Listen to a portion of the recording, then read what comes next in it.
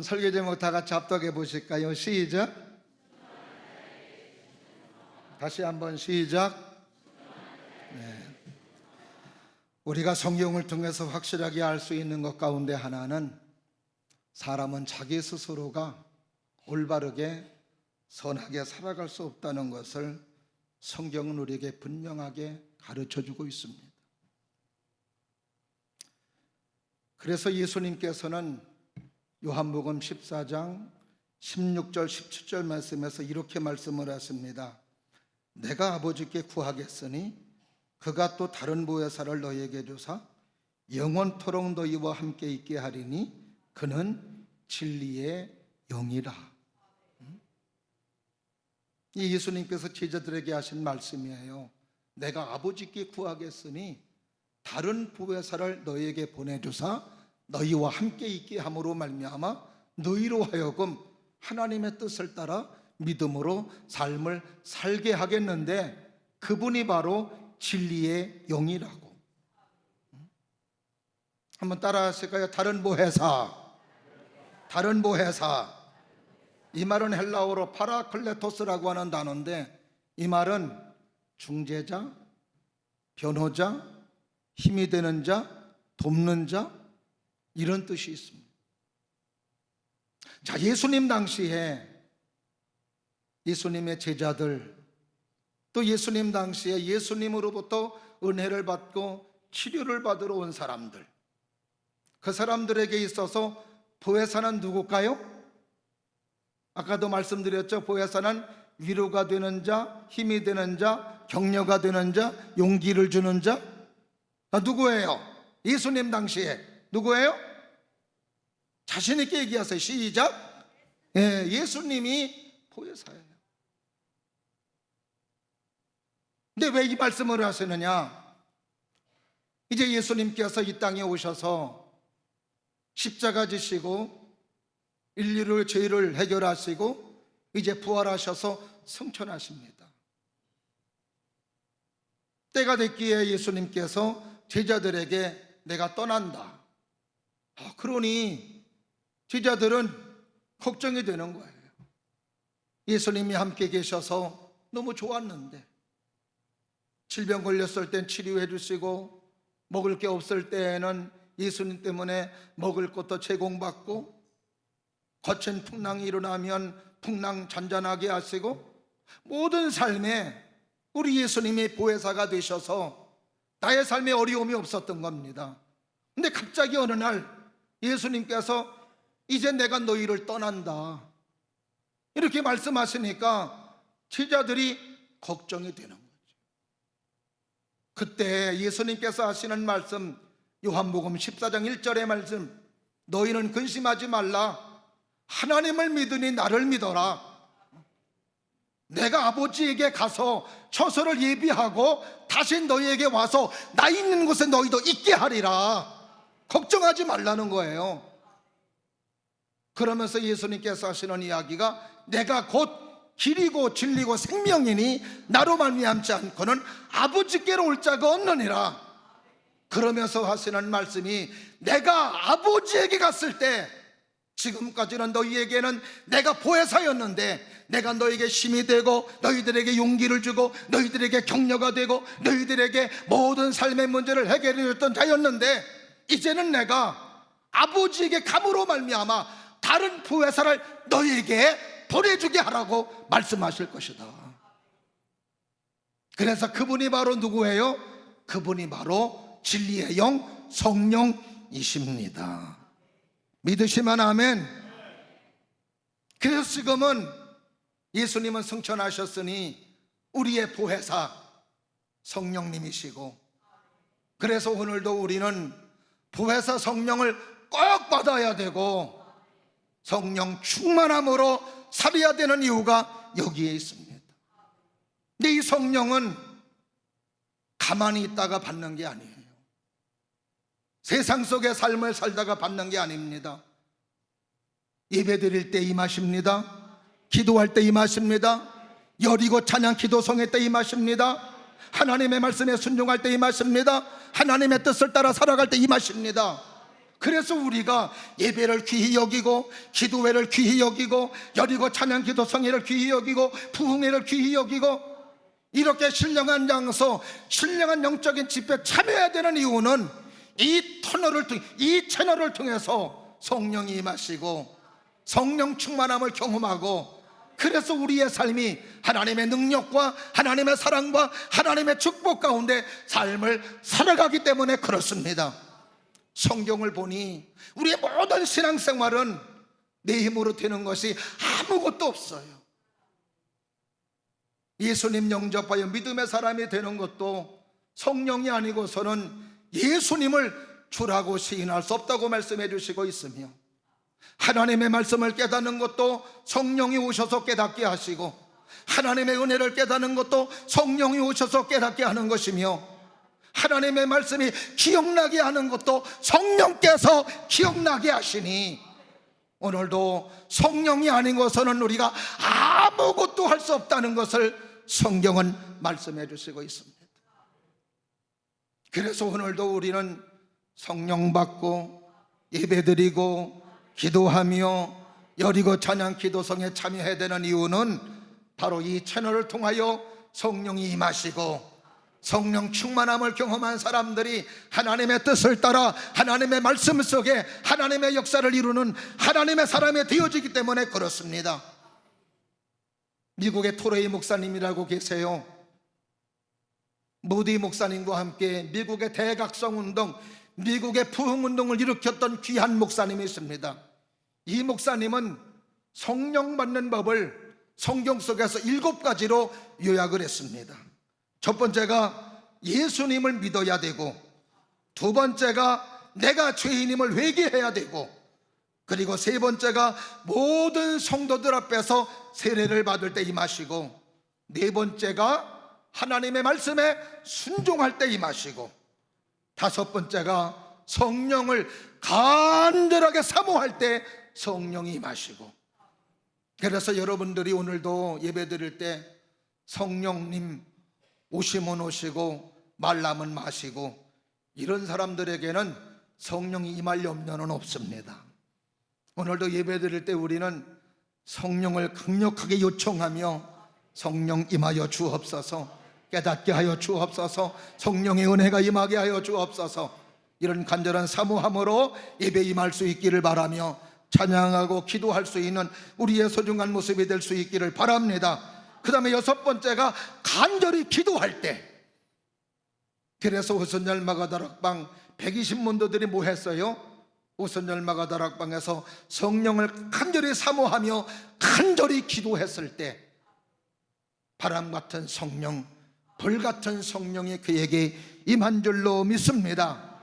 그 다음에 웨슬 토레이 목사님 7번째로 반드시 성령께서 역사하신다는 믿음을 갖되 성령이 임하신다고 말씀해 주시고 있어요. 간단하게 말하면 예수님 영접하고 회개하고 간절하게 성령을 사모하며 하나님 말씀에 순종하며 그리고 기도할 때 성령이 임하심을 말씀해 주십니다. 오늘도 다시 한번 저도 그렇고 여러분들도 그렇고 이런 성령 충만함이 임하기를 바라고, 성령의 역사 속에서 여러분의 삶이 은혜와 사랑의 삶으로 되어지기를 바라고, 여러분의 삶뿐만이 아니라 여러분 주변에 있는 많은 사람들에게도 유익이 되게 하고 축복이 되게 할 수 있는 은혜의 귀한 삶이 될 수 있기를 주님 이름으로 축원합니다. 오늘 본문의 말씀의 배경은 베드로를 비롯한 사도들이 하나님의 성령의 충만함을 받고 예수님의 복음을 전하는 겁니다. 그 주님의 복음을 전할 때에 그 복음 전하는 것을 싫어하는 사람들이 있었으니 그때 당시에 유대의 종교 지도자들이었어요. 바리새인, 서기관, 사두개인, 대제사장, 이런 사람들은 사도들이 성령 충만함 속에 예수님 복음 전하는 것을 싫어했던 사람들이었고 방해자였던 사람들입니다. 그런데도 베드로를 비롯한 사도들은 열심히 예수님의 복음을 전해요. 직접 봤습니다. 부활하신 예수님, 승천하신 예수님, 거기다가 성령 받은 그들이 예수님의 복음을 전합니다. 그 복음 전한 것 때문에 베드로를 비롯한 사도들이 감옥에 갇혔어요. 그런데 오늘 본문의 말씀 이전에 보니 주의 사자들이 감옥에 갇혀있는 베드로 사도들의 감옥문을 열어주는 겁니다. 그리고 다시 나가서 복음을 전하고 하나님의 성전에서 예수님의 복음을 전하는 거예요. 감옥에 있을 줄 알았는데 감옥이 없고 찾아보라고 했더니 성전에서 복음 전한다는 이야기를 듣고 다시금 대제사장이 그들을 체포하여 공회 앞에 신문하는 겁니다. 너희들은 왜 전하지 말라고 했던 예수 복음을 왜 전하느냐고. 그랬더니 거기에 대한 대답이 오늘 본문의 말씀이에요. 뭐라고 대답해요? 29절 말씀 다 같이 보십니다. 시작. 베드로와 사도들이 대답하여 이르되 사람보다 하나님께 순종하는 것이 마땅하니라. 따라하십니다. 하나님께 순종하는 것이 마땅하도다. 우리가 믿음의 생활에서 어려운 것 가운데 하나는 사람의 말과 하나님 말이 함께 갈 때는 어려움이 없어요. 하나님도 이쪽으로 가라고 했는데 사람도 이쪽으로 가라 하면 고민할 게 없지요. 근데 문제는 하나님은 이쪽으로 가라고 그랬는데 사람들은 저쪽으로 가라네. 여기에서 고민이 생기는 거예요. 하나님 쪽을 선택하자니 자기에게 돌아오는 유익, 자기가 당해야 되는 아픔 많이 있습니다. 그러다 보니까 그거 싫어서 하나님을 마다하고 사람을 선택해요. 근데 믿음의 사람은 자기가 비록 하나님을 선택함으로, 말씀을 선택함으로, 하나님을 선택함으로 말미암아 당하는 어려움이 있고 손해가 있고 고통이 있다 할지라도 사람 말을 따르지 아니하고 하나님 따르고 말씀 따르는 것이 신앙인이고 성도요 믿음의 사람이요 하나님의 사람인 줄로 믿습니다. 지금 베드로를 비롯한 사도들 사람 말을 따르면 아무 문제 없습니다. 감옥에 갈 일도 없어요. 그러나 어려움이 없더라도 사람 말을 따르면 하나님과 거리가 생기고 신앙 양심에서 꺼리낌이 오고 하나님과의 불편함이 생기고, 그래서 이들은 비록 손해가 되고 감옥에 가는 어려움이 있다 할지라도 하나님을 선택하고 말씀 순종을 선택하고 믿음을 선택하는 거예요. 그러면서 오늘 사도들과 그리고 베드로가 하는 이야기가 사람의 말을 듣는 게 맞냐, 하나님의 말을 듣는 게 맞느냐. 오늘도 예배드리는 여러분들에게 이런 질문이 있을 때 사람보다 하나님 말씀 듣는 것이 마땅합니다. 따라하십니다. 사람 말 듣는 것보다 하나님 말씀 듣는 게 맞습니다. 이런 믿음이 여러분에게 있기를 주의 이름으로 축원합니다. 그 예수님을 안전할 수 없다는 거예요. 그게 뭐예요? 30절 31절이죠 한 번 더 같이 합독하십니다. 너희가 나무에 달아 죽인 예수를 우리 조상의 하나님이 살리시고 이스라엘에게 회개함과 죄사함을 주시려고 그를 오른손으로 높이사 임금과 구주로 삼으셨느니라. 이것을 우리가 봤다는 거예요. 우리가 증인이라는 거예요. 그러면서 하는 이야기가 우리가 이렇게 순종함으로 말미암아 내 속에 임하신 하나님의 성령께서 이 말을 하게 하신다고 베드로 사도들이 고백하고 있습니다. 저는 예배 드릴 때 저도 그렇고 여러분도 그렇고 이 믿음이 여러분에게 있음으로 말미암아 하나님께서 말씀하신 말씀에 순종하려는 이 믿음이 있어서 하나님의 성령이 내게 오셔서 그 성령의 역사를 따라 더 말씀에 순종하며 예수님 전하고 하나님 전하며 교회를 사랑하며 믿음으로 살아갈 수 있는 우리 모두가 될 수 있기를 주의 이름으로 축원합니다.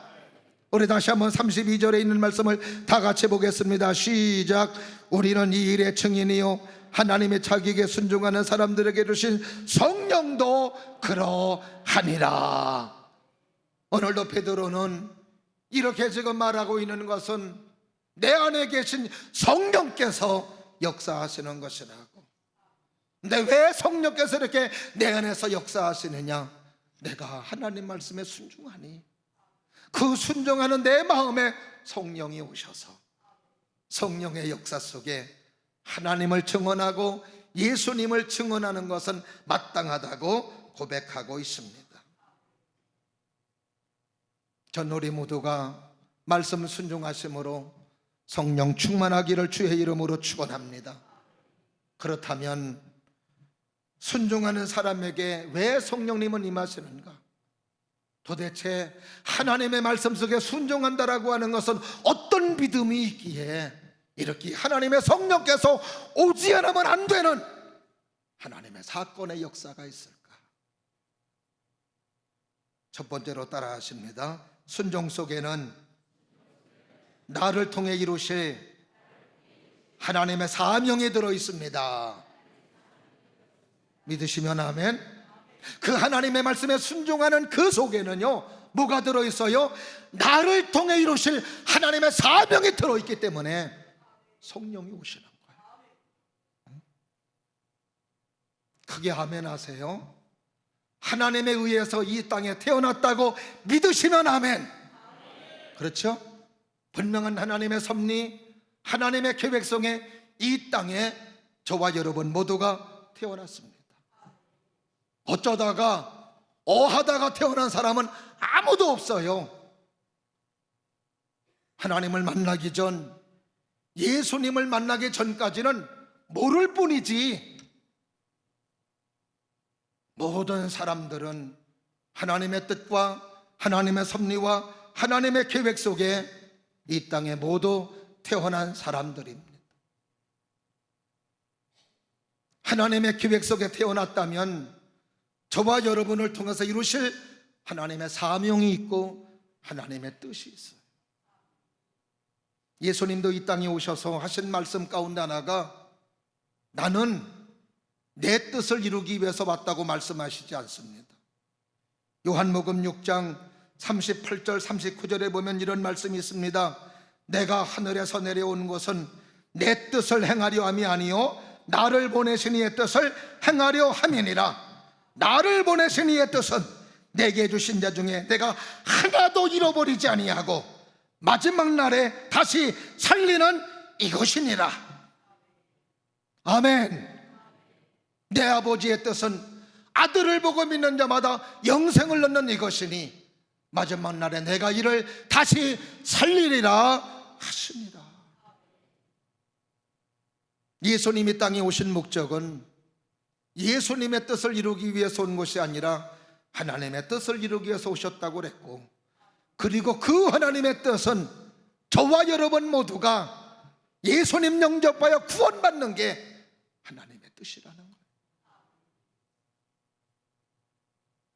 그래서 우리가 이 땅에 온 목적은 하나님을 섬기고 하나님을 알고 하나님을 경배하고 하나님을 경외하는 하나님의 사람으로서 살게 하기 위해서 이 땅에 오셨음을 분명히 말씀해 주시고 있습니다. 믿음의 사람이 되었을 때, 예수님 영접한 하나님의 사람이 되었을 때, 또 나를 통해 이루실 하나님의 뜻, 사도행전 1장 8절에 있는 말씀이죠. 오직 너희에게 성령이 임하시면 너희가 뭘 받고? 권능을 받고, 따라하시가 권능을 받고, 할렐루야. 예루살렘과 유다와 사마리아와 땅끝까지 이르러 내 증인이 되리라 하십니다. 그 복음을 전하게 하기 위해서 우리를 믿음의 사람으로, 하나님의 사람으로 세우신 목적을 말씀해 주시고 있습니다. 우리의 삶이 가장 가치가 있고 의미가 있고 보람 있는 삶은 하나님의 뜻이 이루어질 때, 하나님의 섭리가 이루어지는 삶이 가장 가치 있는 삶이고 가장 의미 있는 삶입니다. 돈이 많이 번다고 의미 있는 삶일까요?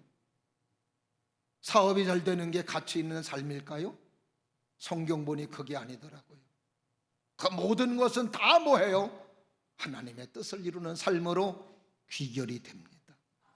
그 하나님의 뜻이 이루어질 때 나의 삶에 보람이 있고, 나의 삶에 감격이 있고, 나의 삶에 감동이 있고, 하나님 영광이 되고 가치 있는 삶이 되는 줄로 믿으시면 아멘.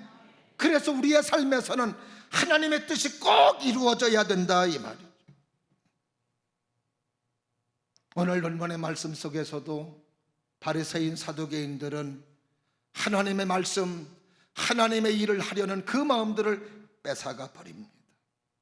그러나 성령은 사도들로 하여금 강력하게 역사하시사 그 어려움 속에서도 하나님의 사명을 감당하게 하시고 복음을 전하게 하시고, 그리고 수없는 사람들을 하나님의 사람으로 되게 하시는 것을 우리는 볼 수 있습니다.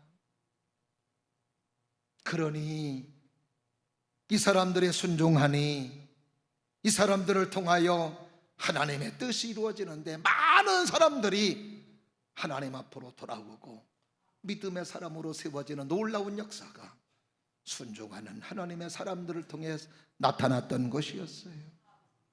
우리가 오늘도 기억해야 될 거, 내가 순종한다라고 하는 것은 나 하나로 국한되지 않는다는 거. 내가 순종한다라고 하는 것, 순종 속에는 내 가족, 내 교회, 내 나라, 우리 사회, 우리 고장 밀접한 연관이 있다는 것을 우리는 알아야 될 줄로 믿습니다. 신방하다 보면 우리 성도님들의 가정, 인가기도 된 가정도 있고 아직도 인가기도를 위해 기도하는 사람들이 있습니다. 혼자서 믿음의 생활할 때 어려움이 있습니다. 고통이 있습니다. 어느 가정도 한 가정이 하나님의 사람의 가정으로 되어질 때 모든 가족들을 한꺼번에 불러서 믿음의 사람이 되게 하는 경우는 제 주변에는 없었습니다. 다 한 사람을 통하여 그 한 사람이 믿음의 사람이 되게 하고, 그 한 사람이 말씀의 사람이 되게 하고, 그 한 사람이 성령의 사람이 되게 하고, 그 한 사람이 영적인 사람이 되게 함으로 말미암아 그 가족 모두가 하나님을 섬기고 믿음의 사람이 되게 하는 것을 목회하면서 많이 봅니다. 교회 개척하고 어린이집 운영할 때 그 교사하는 이야기가 지금도 기억이 나요. 그때 그 선생님 이름이 이재남 선생님이었습니다.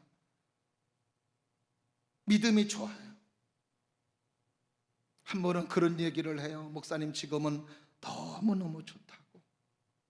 아버지도 권사님이고 어머니도 권사님이고 얼마나 좋은지 모른다고. 근데 자기 가정은 믿음의 가정이 아니었다는 거예요.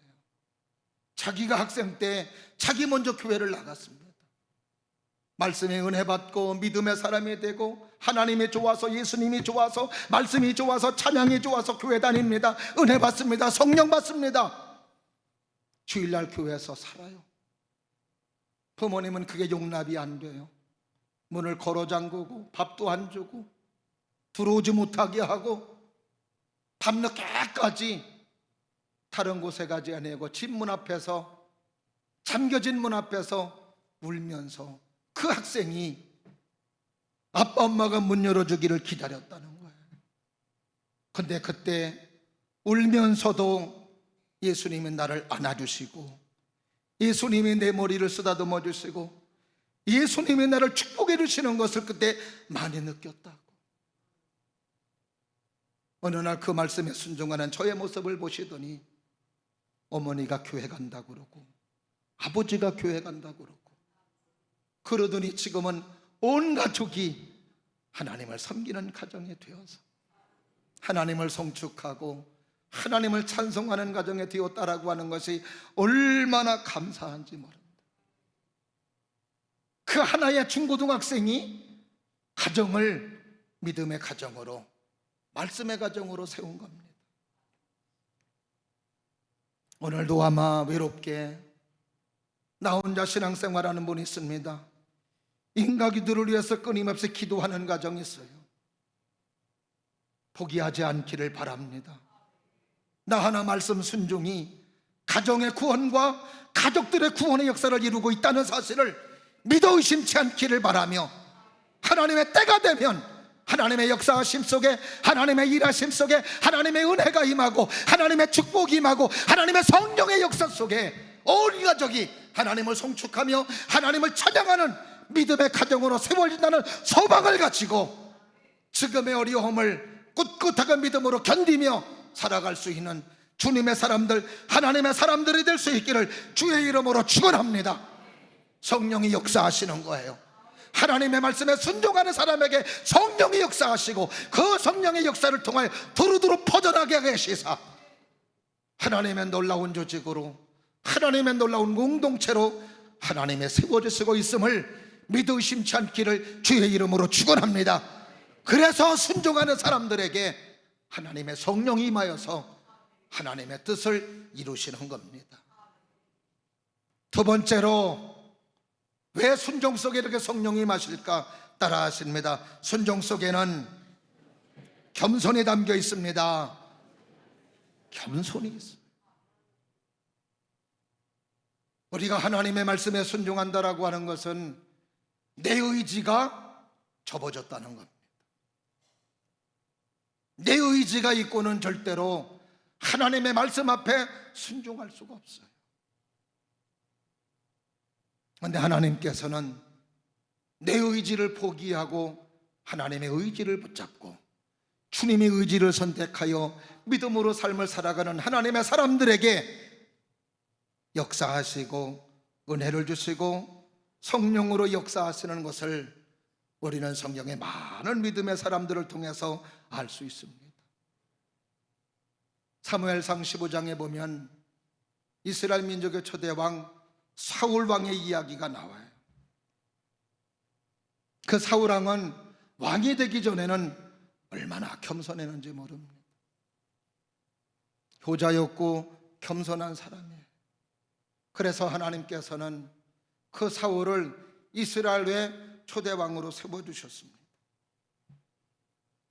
왕으로 세워주셨을 때 하나님께서는 사무엘 선지자를 통하여 사울 왕에게 할 일을 말씀하시는데, 어떤 할 일이었냐면 너는 군사를 모집해서 아말렉 사람들을 다 진멸하라는 것이었어요.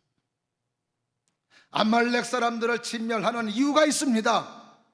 뭐냐 하면 이스라엘 민족이 애굽에서 나와서 가나안 땅을 향해 갈 때 그 애굽에서 나온 이스라엘 민족들을 괴롭혔던 사람들이 아말렉 사람이었던 거예요.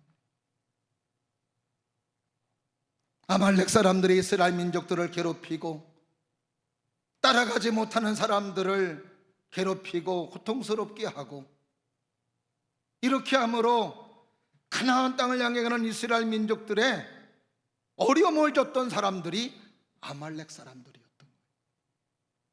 근데 그 아말렉 사람들을 하나님께서는 사울 왕이 되었을 때 가장 먼저 그들을 제거하라는 것이었어요. 시대가 벌써 수백 년이 지난 다음이었습니다. 아마 그때 괴롭혔던 사람들은 다 지금 사라질 수가 없습니다.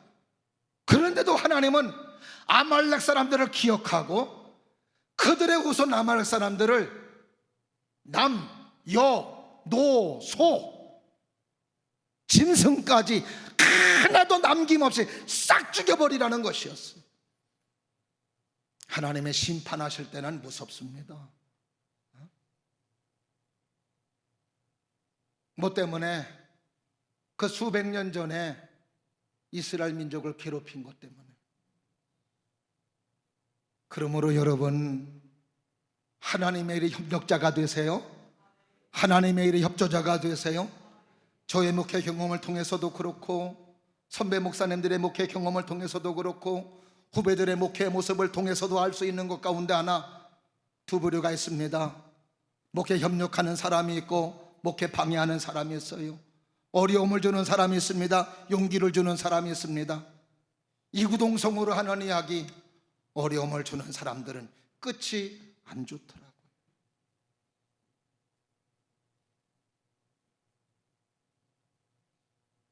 그러나 하나님의 일에 협력하고 협조하고 잘되게 하는 사람들, 그때는 별로 표시가 안 나도 시간이 흐른 다음에 결과가 달라요. 저는 여러분들이 하나님의 일에 협력할 수 있는 사람, 하나님의 일에 협조할 수 있는 여러분 모두가 될 수 있기를 주의 이름으로 축원합니다. 하나님은 그걸 기억하십니다.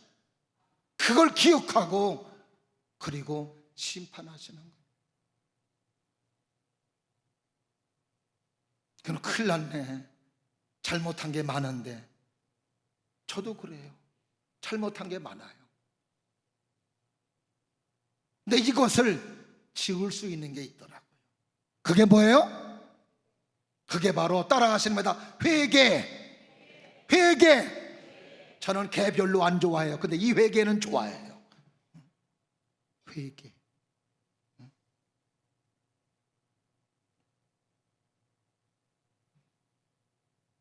회개하면 하나님이 싹 지운대요. 뭘 지워요? 우리의 잘못된 것들. 하나님의 지우개가 회개예요. 너희 죄가 주홍같이 붉을지라도 눈과 같이 씌어지리라. 할렐루야. 그래서 우리는 날마다 회개하는 사람, 날마다 회개하고 날마다 무릎 꿇고 날마다 은혜를 구하는, 할렐루야. 그래서 사울이 군사를 모집하고 아말렉과 전투를 벌입니다. 하나님의 은혜로 아말렉 사람들을 물리치는 거예요. 이겼습니다. 근데 사울왕이 이기고 나서 하나님 앞에 처신을 잘못합니다. 하나님은 분명히 남녀노소 할 것 없이 싹 죽이라고 그랬는데 사울왕은 아말렉의 왕 아각을 살려줘요. 아마 살려두어서 자기 앞에 무릎 꿇게 하고 자기 어떤 권위, 자기 어떤 힘을 과시하려고 했던 마음이 있었던 것 같습니다. 거기다가 좋은 짐승, 살찐 짐승, 감나가는 짐승, 이 짐승들은 또 살려주는 거예요. 하나님의 말씀에 불순종하는 모습 속에 하나님은 사무엘을 통하여 사무엘상 15장 17절에서 19절에는 말씀 이렇게 책망합니다. 뭐라고 그러느냐? 사무엘이 이르되 왕이 스스로 작게 여길 그때 이스라엘 지파의 머리가 되지 아니하셨나이까? 여호와께서 왕에게 기름을 부어 이스라엘 왕을 삼으시고 또 여호와께서 왕을 길러 보내시며 이르시기를 가서 죄인 아말렉 사람을 진멸하되 다 없어지기까지 치라 하셨거늘 어찌하여 왕이 여호와의 목소리를 청종하지 아니하고 탈취하기에만 급하여 여호와께 악하게 여기시는 일을 행하였나이까? 그때 사울은 그거 짐승 살려준 거 하나님 앞에 제사 드리려고 했다고 거짓말하죠. 그때 사무엘 선지자를 통해 하나님께서 이렇게 말씀하십니다. 우리가 잘 아는 말씀이에요. 순종이 제사보다 낫고 듣는 것이 순양의 기름보다 나으니 이는 거역하는 것은 점치는 채와 같고 완고한 것은 사신 우상에게 절하는 채와 같음이라. 왕이 하나님의 말씀을 버렸으므로 여호와께서도 왕을 버려 왕이 되지 못하게 하셨나이다. 순종하지 않은 것을 뭐가 같다고 그러느냐? 우상 숭배하는 것과 같다고 그런 거예요. 이렇게 말씀에 불순종하는 것이 이렇게 큰 거예요. 하나님 앞에 오만한 자. 그래서 결국 이 사건 다음으로 사무엘에게 베들레헴으로 가라. 베들레헴으로 가면 내 말에 순종하는 사람이 있을 거다. 그리고 다윗에게 가서 순종할 때 하나님의 영이 그에게 임하였다고 사무엘상 16장 말씀해 주시고 있습니다. 저는 오늘도 여러분의 마음속에 겸손함이 있기를 바라고, 그 겸손함 속에 하나님의 성령 여러분에게 임할 수 있기를 주의 이름으로 축원합니다. 마지막입니다. 따라하십니다. 순종 속에는 삶의 방향이 바뀌어집니다. 할렐루야. 순종 속에는 우리의 삶의 방향이 바뀌어지는 거예요.